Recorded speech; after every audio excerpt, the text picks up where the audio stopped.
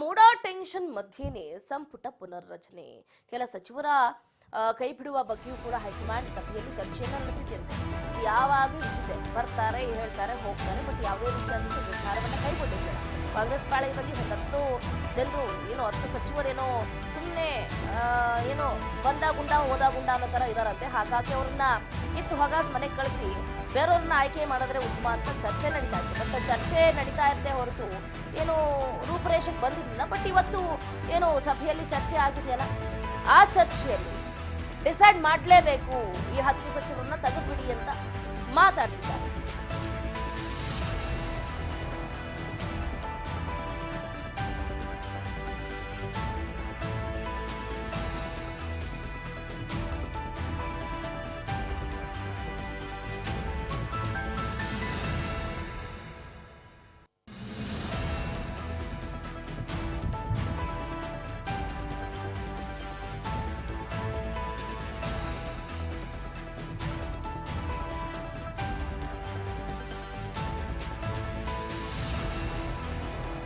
ಕಾಂಗ್ರೆಸ್ ಪಾಳ್ಯದಲ್ಲಿ ಮುಗಿಯದ ರಾಮಾಯಣ ಆಗೋಗ್ಬಿಟ್ಟಿದೆ ಮೂಡಾ ಟೆನ್ಷನ್.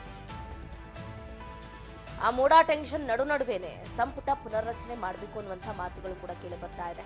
ಕೆಲ ಸಚಿವರ ಕೈ ಬಿಡುವ ಬಗ್ಗೆಯೂ ಕೂಡ ಹೈಕಮಾಂಡ್ ತೀರ್ಮಾನವನ್ನ ಕೈಗೊಂಡಿದೆ ಅಂತ ಮಾಹಿತಿ ಲಭ್ಯ ಆಗ್ತಾ ಇದೆ. 2 ತಿಂಗಳ ಬಳಿಕ ಸಂಪುಟ ಪುನರ್ರಚನೆ ಮಾಡೋ ಸಾಧ್ಯತೆ ದಟ್ಟವಾಗಿದೆ.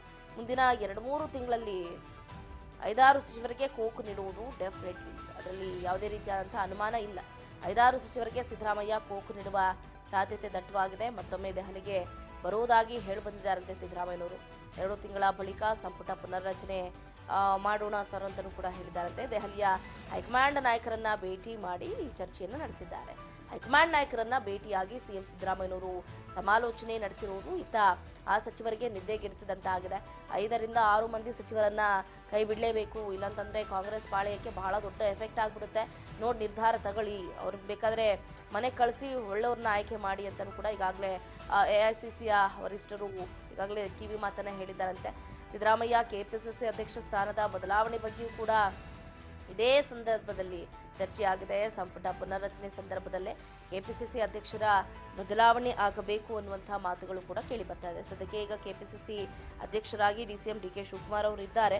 ಮುಂದಿನ ದಿನಗಳಲ್ಲಿ ಕೆಪಿಸಿಸಿ ಅಧ್ಯಕ್ಷ ಸ್ಥಾನ ಬದಲಾವಣೆ ಆದರೂ ಡೌಟ್ ಏನಿಲ್ಲ. ಈಗಾಗಲೇ ಅದಕ್ಕೂ ಕೂಡ ಪೈಪೋಟಿಯನ್ನು ಕೊಡ್ತಾ ಇದ್ದಾರೆ ಸಾಕಷ್ಟು ನಾಯಕರು. ಒಬ್ಬರಿಗೇನೆ 3-4 ಏನಂತಂದ್ರೆ ಕ್ರೆಡಿಟ್ ಹೋಗೋ ಥರ ಯಾಕೆ ಅವರಿಗೆ ಸ್ಥಾನಮಾನ ಕೊಡಬೇಕು. ಕೆಪಿಸಿಸಿ ಅಧ್ಯಕ್ಷ ಅವರೇ ಆಗಿದ್ದಾರೆ, ಡಿಸಿಎಂ ಅವರೇ ಆಗಿದ್ದಾರೆ, ಅದರಲ್ಲೂ ಮುಖ್ಯವಾಗಿ ಬೆಂಗಳೂರು ಉಸ್ತುವಾರಿ ಸಚಿವರು ಕೂಡ ಅವರೇ ಆಗಿದ್ದಾರೆ. ಉನ್ನತ ಸ್ಥಾನಮಾನ ಎಲ್ಲ ಇರಬರೋದೆಲ್ಲ ಅವರಿಗೆ ಕೊಟ್ಬಿಟ್ರೆ ನಾವೆಲ್ಲಿಗೆ ಹೋಗಬೇಕು? ನಾವೇನು ಪಕ್ಷವನ್ನು ಸಂಘಟನೆ ಮಾಡಿಲ್ವಾ?